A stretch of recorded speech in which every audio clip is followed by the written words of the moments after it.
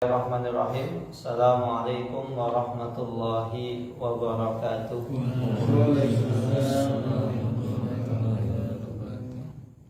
Bismillahirrahmanirrahim. Wassalatu wassalamu ala rasulillah wa ala alihi wa sahbihi wa man tabi'ahum bi ihsanin ila yaumiddin, amma ba'du.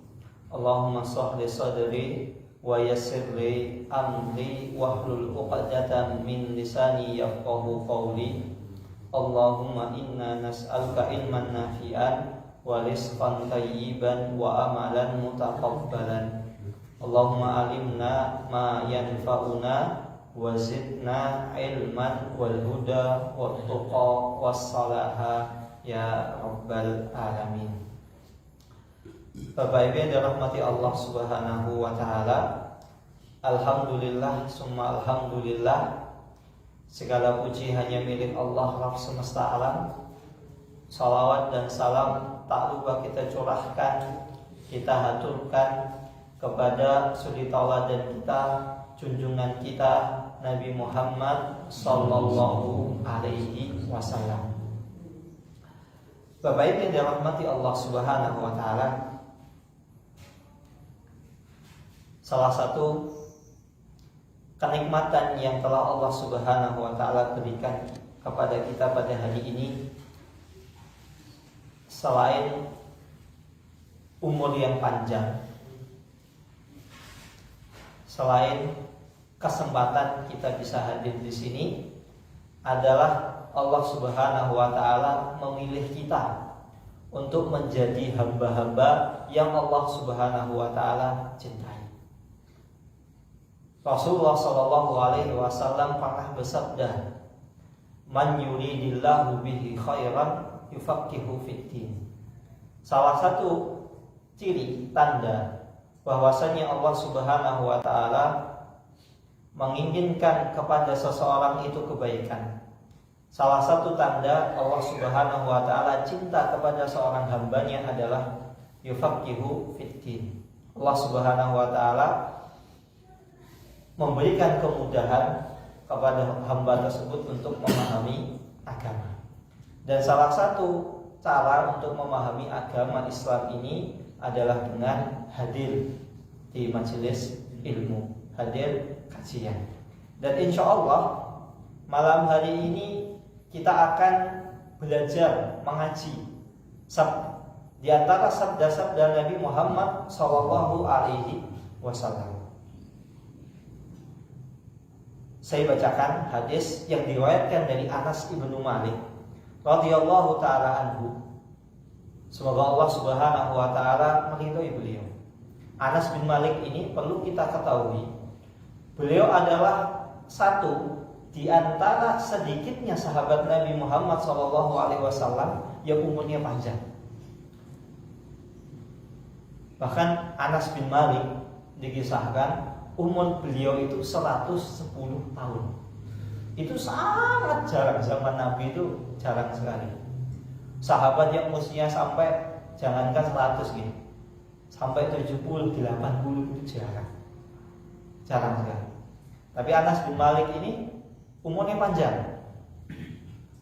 Umurnya panjang, anaknya banyak. Umur panjang, anak banyak. Tapi bukan hanya berhenti di situ saja. Sudah umurnya panjang, anaknya banyak, dan hidupnya berkah. Dan salah satu cara untuk agar seseorang itu umurnya panjang, hidupnya berkah adalah, nah ini sabda Nabi Muhammad SAW. Bahwasanya Rasulullah Shallallahu Alaihi Wasallam bersabda, "Man ahabba ayyubsata lahu fi rizqihi wa yunsa'alahu fi athanihi falyasir rahimahu." Muttafaqun alaihi. Barang siapa yang mau, ingin agar Allah Subhanahu wa taala yubsata lahu fi rizqihi, Allah Subhanahu wa taala memanjangkan, melancarkan, melebarkan rizkinya. Artinya jika seseorang ingin rizkinya dibuka selebar-lebarnya oleh Allah Subhanahu wa taala, wa yunsa'alahu fi atharihi, dan umurnya ditunda umurnya ditunda. Falyasir rahimahu, hendaklah seseorang itu menyambung silaturahim. Hadis tersebut diriwayatkan oleh Imam Bukhari dan Imam Muslim. Dan hadis yang lain diriwayatkan dari Abu Hurairah, qala sami'tu Rasulullah sallallahu alaihi wasallam yaqul, bahwasanya aku mendengar Rasulullah SAW bersabda, man sarrahu ayyubsata lahu fi rizqihi wa yansa'alahu fi atharihi falyasir rahimahu, rawahul Bukhari. Barang siapa sarrahu, yang ingin, suka. Nah, di sini pertanyaannya, Bapak Ibu sekalian, suka mboten? Ayyubsata lahu fi rizqihi. Rizkinya itu Allah lapangkan, dibuka selebar-lebarnya. Senang mboten? Mboten senang? Karena itu normal. Semua orang itu suka kalau apa? Rizkinya itu dilebarkan. Semua orang itu suka kalau cuan. Kalau berbicara tentang cuan itu orang suka. Atau berbicara tentang harta, duit, nggak ada yang nggak senang. Jadi kalau ada orang ngomong saya nggak senang duit, itu sepertinya kurang normal. Kurang normal. Karena semua orang itu suka uang, suka harta. Wa tuhibbunal mala hubban jamma. Sudah menjadi tabiat manusia itu suka dengan harta semuanya. Wa yursa'alahu fi atharihi, dan Allah Subhanahu wa taala menunda ajalnya, artinya apa? Umurnya dipanjangkan. Falyasir rahimahu, hendaklah dia menyambung silaturahim.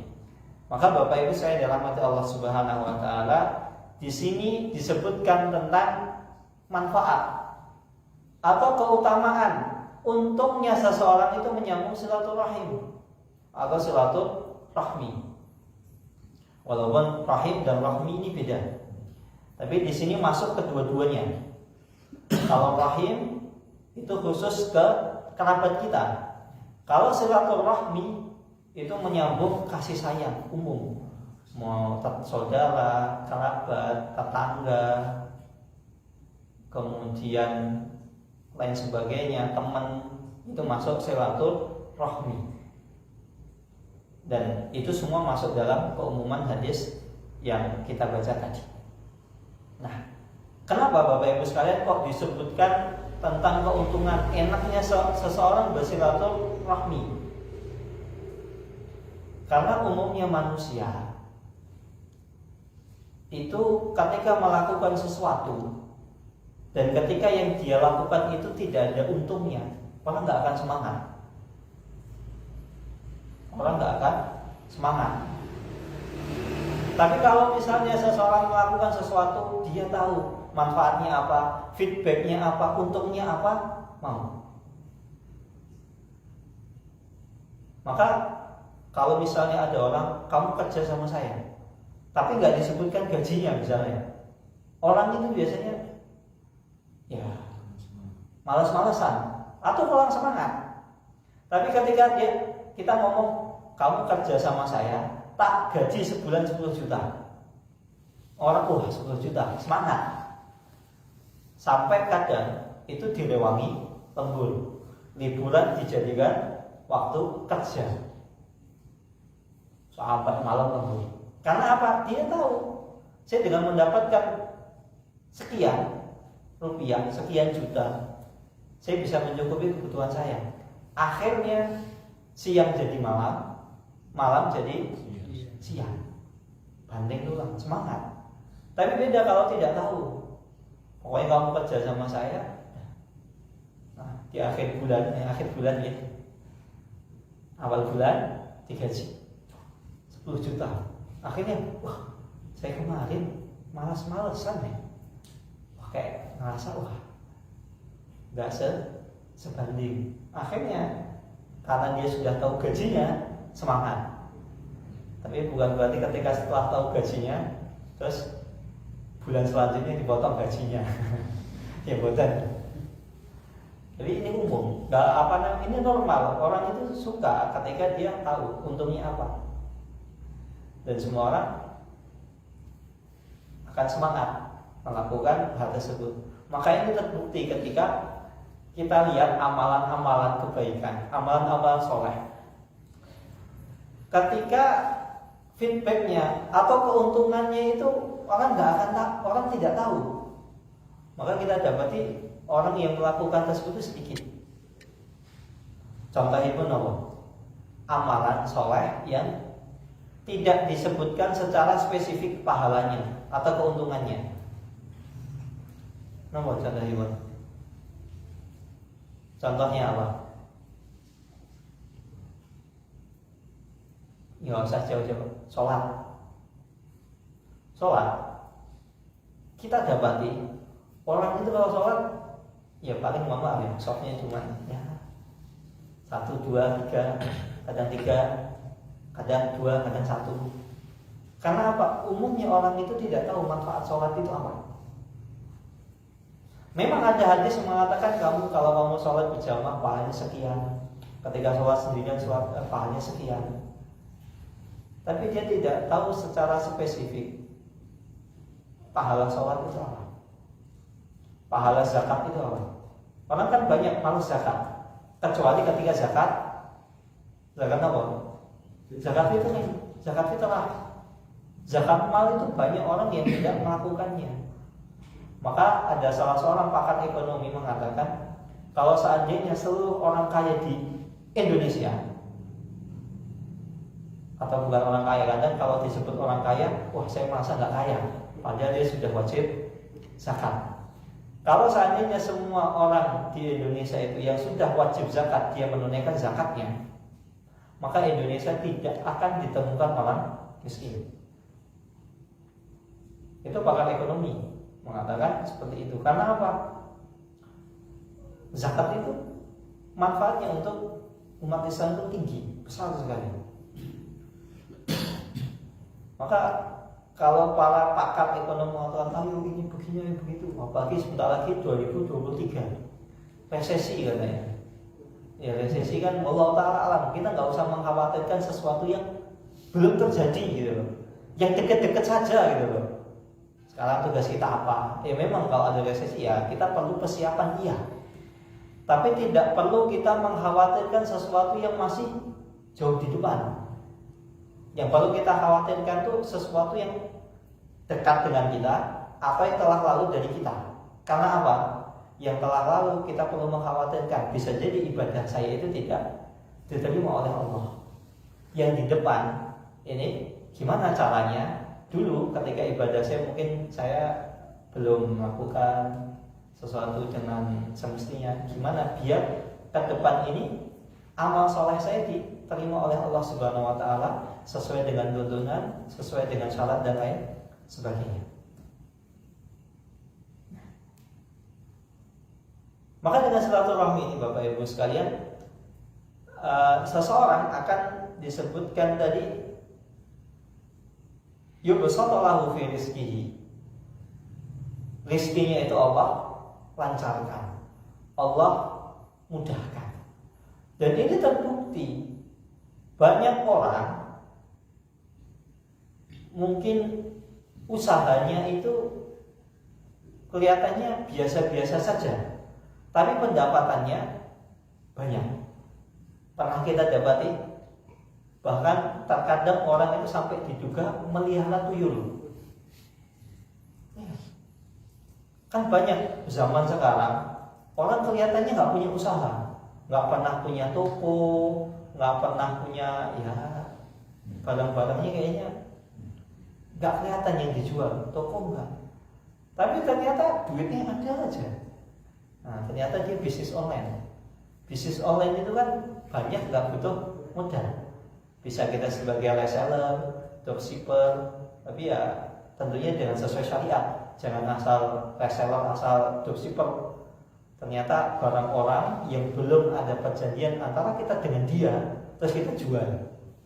Nah ini nggak boleh, karena kita menjual sesuatu yang bukan milik kita. Kan banyak orang zaman sekarang itu punya bisnis online, toko nggak punya, baik fisik maupun non fisiknya nggak kelihatan mana.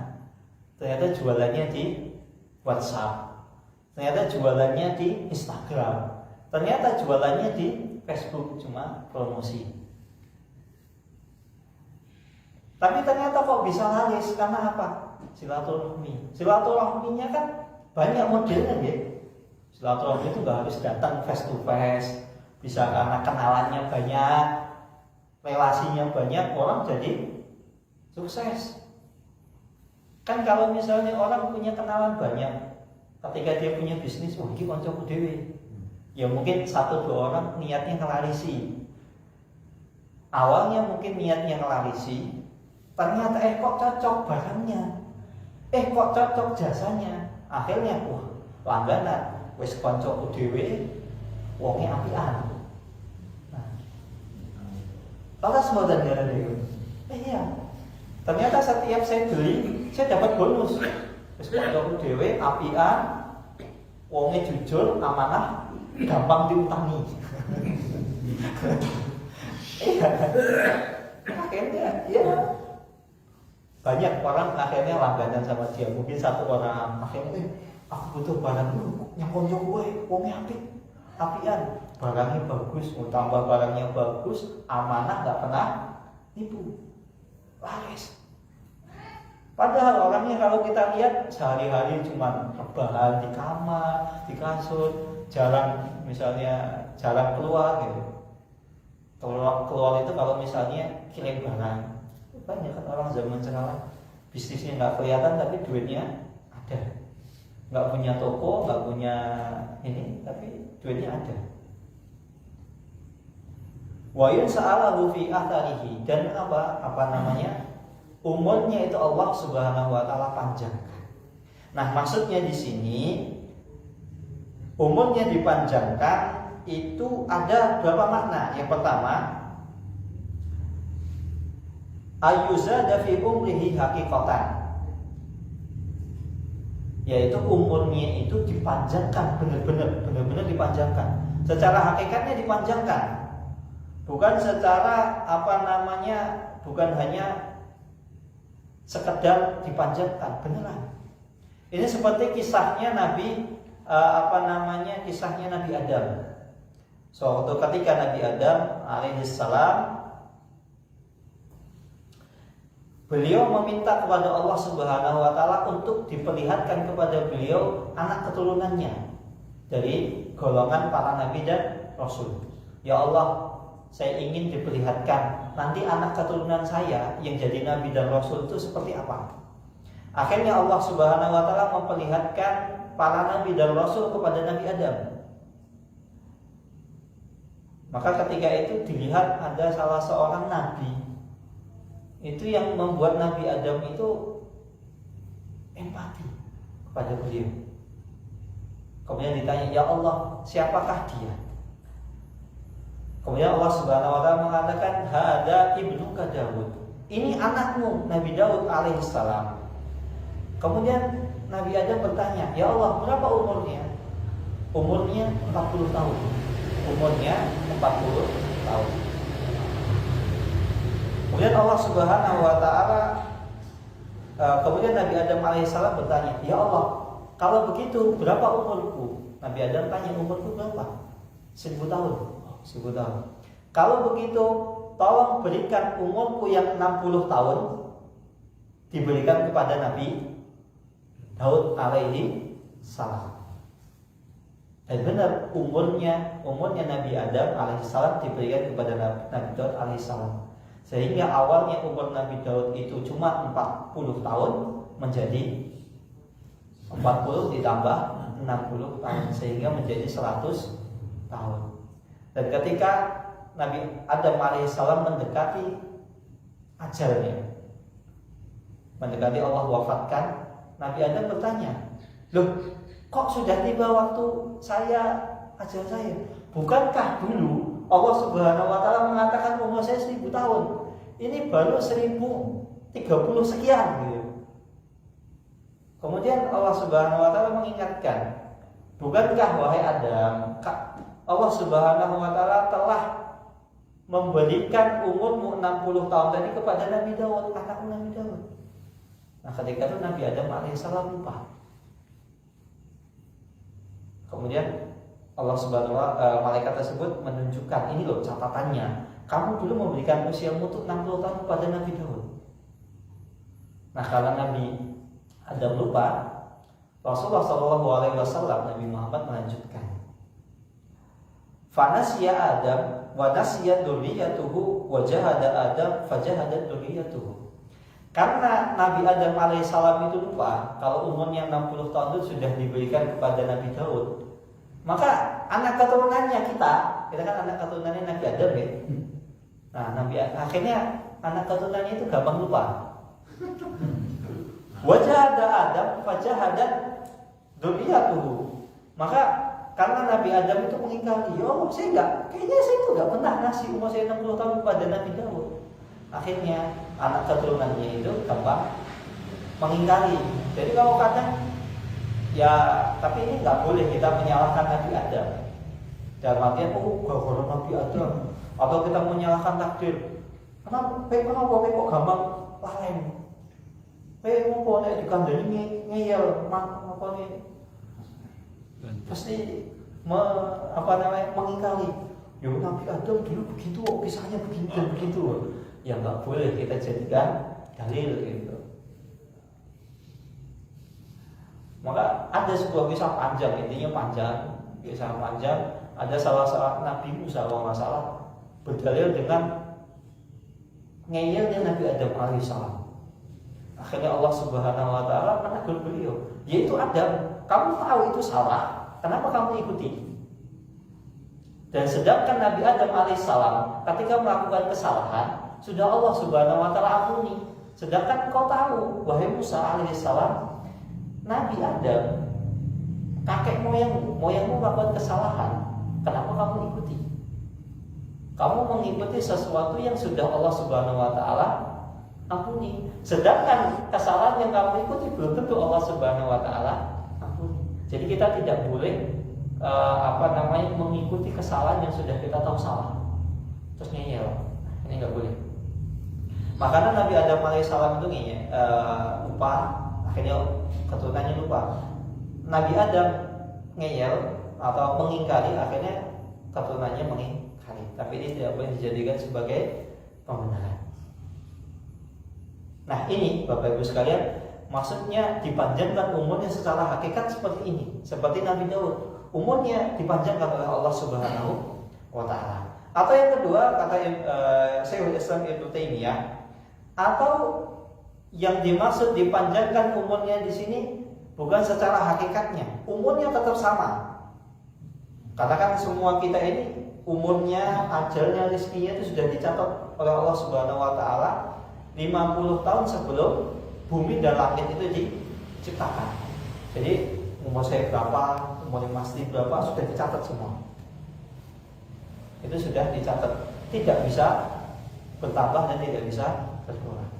Akan tetapi yang dimaksud umurnya dipanjangkan adalah umurnya Allah Subhanahu wa taala jadikan barokah. Dan ini amrun musyahad. Ini sesuatu yang perkara yang bisa kita rasakan dan kita lihat. Betapa banyak orang umurnya itu sedikit, tapi waktunya itu berkah. Bukankah semua kita yang ada di sini sama-sama Allah Subhanahu wa taala berikan sehari itu 24 jam. Ada yang seharinya enggak 24 jam? Betul ya? Sepakatnya berarti. Tapi ada seseorang yang sehari dia bisa membaca Al-Qur'an 5 juz. Ada yang sehari cuma dia bisa baca 1 juz. Padahal waktu kosongnya, waktu longgarnya sama-sama misalnya 6 jam. Ada yang seseorang sehari dia bisa khatam misalnya 1 Al-Qur'an. Tapi di sisi lain ada orang yang 24 jam dia bisa menghatamkan drama Korea dari season 1 sampai season 16. Tapi di sisi lain juga ada orang yang bisa menghatamkan 3 novel dalam sehari semalam. Nah, kira-kira yang waktunya berkah yang mana? Dia khatamkan Al-Qur'an. Semua sama. Dengan waktu yang sama Allah Subhanahu wa taala berkahi hidupnya. Dan begitu juga ada seseorang yang waktu kerjanya sama-sama kerjanya 8 jam. Dan pekerjaannya sama, jabatannya sama. Ini sebagai bagian tuh dia manajer, saya bawahan, jelas gajinya beda enggak. Tapi ada orang yang pekerjaannya sama, misalnya sama-sama dagang, modalnya sama, tempatnya sama, bahkan sebelahan. Tapi satunya laris, satunya biasa saja.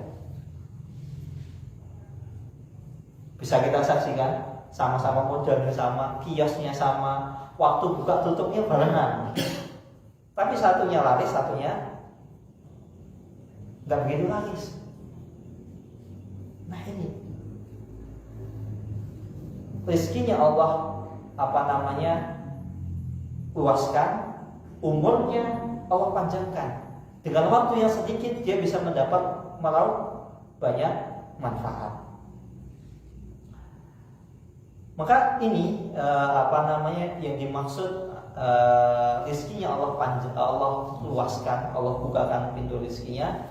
Dan begitu juga ini yang dimaksud umurnya Allah panjangkan. Dengan waktu yang sedikit Allah berkahi hidupnya, dia bisa banyak melakukan amal kebaikan, amal kesalehan. Kemudian hadis yang ketiga, Bapak Ibu sekalian yang dirahmati Allah Subhanahu wa taala, wa an Aisyah radhiyallahu taala anha anna Nabiy sallallahu alaihi wasallam qala laha. Ada sebuah hadis yang dari Aisyah, ibunda Aisyah radhiyallahu taala anha, bahwasanya Rasulullah sallallahu alaihi wasallam bersabda kepada ibunda Aisyah, innahu man utiya haddahu minar rifqi faqad utiya haddahu min khairid dunya wal akhirah wa silatul rahim wa husnul khuluq wa husnul jiwari ya'murani diyara wa yazidani fil a'mar. Sesungguhnya wahai ibunda Aisyah, siapa saja yang Allah Subhanahu wa taala telah berikan kepada dia jatahnya. Jatahnya berupa apa? Al-rifqi, yaitu kasih sayang, berlemah lembut. Faqad utiya haddahu min khairid dunya wal akhirah. Maka barang siapa yang Allah Subhanahu wa taala berikan sifat lemah lembut, kasih sayang, sopan santun, maka sesungguhnya Allah Subhanahu wa taala telah memberikan kepada orang tersebut itu khairid dunya wal akhirah, kebaikan dunia dan akhirat. Jadi kalau misalnya ada orang yang lemah lembut, sopan santun, berkasih sayang, sejatinya orang tersebut itu telah Allah Subhanahu wa taala berikan nikmat dunia dan nikmat akhirat. Dan begitu juga seseorang yang silaturahim, orang yang suka menyambung silaturahim, wa husnul khuluq, dan akhlaknya itu mulia, wa husnul jiwar, dan memiliki akhlak husnul jiwar. Dia memiliki sifat tetangga yang baik. Jadi ketika bermuamalah kepada tetangganya itu baik. Sampai tetangganya senang bertetangga dengan orang tersebut. Bahkan tentang tetangga yang baik ini, Bapak Ibu sekalian, pernah dikisahkan. Dulu ada salah seorang itu ingin menjual rumahnya. Ketika ada seseorang yang ingin membeli rumahnya, dia mengatakan, rumah saya ini saya hargai 300 dinar. Rumah saya hargai 300 dinar. 300 dinar itu satu dinarnya 4,25 gram emas. Jadi mau dikali 300 dinar berapa? Intinya ya banyak. Sekitar 1.400-an lah begitu. Sekitar 1.400-an. Rumah saya hargai 300 dinar. 1.400 gram emas. Rumah saya hargai sekitar 300 dinar. Tapi kamu beli rumah ini bukan 300 dinar, 600 dinar. Orang yang mau beli heran, loh kok gitu? Iya. Karena samping rumah saya ini adalah orang yang tahu hak-hak bertetangga. Sehingga tetangga saya ini saya jual 300 dinar. Sehingga kalau kau ingin beli rumah saya, kamu harus membeli rumah saya itu 600 dinar. Orang tersebut heran, loh kenapa? Kok 600 dinar? Yang saya butuhkan itu cuma rumahnya, bukan tetangganya. Dijawab sama orang yang menjual, iya, karena tetangga saya ini orang yang tahu diri. Kamu butuh apa? Dikasih. Kamu ngomong sama tetangga saya, misalnya, saya butuh uang 100.000. Yang dikasih bukan 100.000, tapi 10 juta. Dan kamu tuh dapati tetangga yang baik seperti ini tuh gak akan kamu dapat ini. Susah kamu dapati seluruh dunia itu seperti ini. Maka ketika saya jual rumah saya juga jual tetangga saya. Kamu misalnya minta tepung 1 plastik, kamu malah bukan hanya dikasih tepung 1 plastik, kamu dibawakan tepung 1 karung sama beras 3 karung plus misalnya mixernya, karena jenengan itu katanya mau bikin misalnya bakwan, dibawakan mixernya, dibawakan kompornya, dibawakan gasnya. Kata tetangga saya seperti itu. Kamu minta apa, yang dikasih bukan hanya itu, bahkan kamu sebenarnya mau butuh apa, semuanya dikasih. Maka ketika itu, kalau caranya kayak gitu, 600 dinar ini nggak cukup buat beli rumah ini ya. Malah akhirnya karena nggak cukup sama penjualnya, ya sudah, saya naikkan harganya lagi. Berapa? 1.200 dinar. Waduh, kalau 1.200 dinar, saya angkat tangan. Saya nggak bisa beli rumahmu itu dengan 1.200 dinar. Ya sudah, kalau begitu rumah saya nggak saya jual. Bahkan ada kisah ketika ada tetangganya itu mau jual rumah. Tetangga sama rumahnya tahu, Pak, Laras, beliau ini jenengan itu aja dijual gitu. Iya Pak. Loh kenapa? Bapak jual rumahnya. Wah, saya lagi butuh duit. Oh itu, jenengan berapa pinten nih? Beliau ini pun 1.000 dinar. Oh baik, 1.000 dinar. Tak beli 2.000 dinar. Sama tetangganya, ini uang 2.000 dinar, jenengan pegang, jenengan asto. Setelah itu yang beli dari tetangganya masuk rumah, singok keluar. Ini kuncinya, saya balikin. Ini 2.000 dinar buat jenengan, ini kuncinya juga buat jenengan. Ada tetangga yang seperti itu. Tapi ini kisahnya adalah Bapak Ibu sekalian. Ada tetangga seperti itu, saking pedulinya sama tetangganya. Tetangganya butuh apa?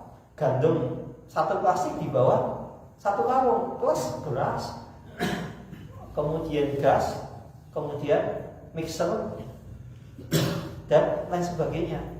Tetangganya butuh duit, jual rumah karena butuh duit, rumahnya dibeli, kuncinya dibalikin. Maka orang yang husnul jiwar, orang yang tahu hak seorang tetangga, dikatakan oleh Rasulullah SAW, ya'murani dia, membuat apa? Rumahnya itu ramai.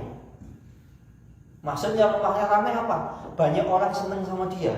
Bukankah kalau kita punya tetangganya ini baik, kita sebagai tetangga senang kan mampir ke rumahnya? Lalu sebentar, iya, saya punya tetangga yang baik, ya senang mampir ke rumahnya, senang. Makanya banyak orang yang senang, banyak orang yang berkunjung, banyak orang yang senang sama dia. Atau ya'murani dia di sini maksudnya membuat rumahnya itu, memperkaya rumahnya. Artinya apa? Karena akhlaknya baik, tahu hak bertetangga, sopan santun, unggah-ungguh, akhirnya orang tuh senang. Banyak orang mampir ke rumahnya, misalnya dia mau beli teh, terus mau meleh, kadang-kadang ini buat, ini ada sedikit rezeki buat adik beli susu misalnya, atau apa. Karena akhlaknya baik. Ya'muruni diyan wa yazidani fil a'mar, dan apa? Allah Subhanahu wa taala memanjangkan umurnya. Karena orang banyak senang, umurnya akhirnya jadi panjang. Bapak Ibu sekalian, rahasia, salah satu rahasia agar umur kita ini panjang, biar kita ini awet muda, biar kita ini nggak mati muda, apa? Bahagia. Kalau jenengan buatan percaya nih, jenengan manteng rumah sakit. Banyak orang awalnya sakitnya itu ya parah, tapi ketika sampai rumah sakit semakin parah. Karena kenapa? Setiap hari lihat orang sakit, akhirnya stres. Lama-lama stres, ya sudah putus asa. Wes lah, aku nggak usah berobat. Kayak putus asa, nggak mau berobat, nggak mau ke rumah sakit. Karena apa? Lihat orang sakit. Jadi kadang orang sakit itu bukan karena di COVID kan ya, bukan. Ya ada yang mungkin di COVID kan, mungkin ada. Tapi faktor lain karena banyak lihat orang sakit gitu. Tapi bukan terlepas dari itu, memang menurut psikologi manusia, ketika orang itu bahagia, yang awalnya sakit cepat sembuh.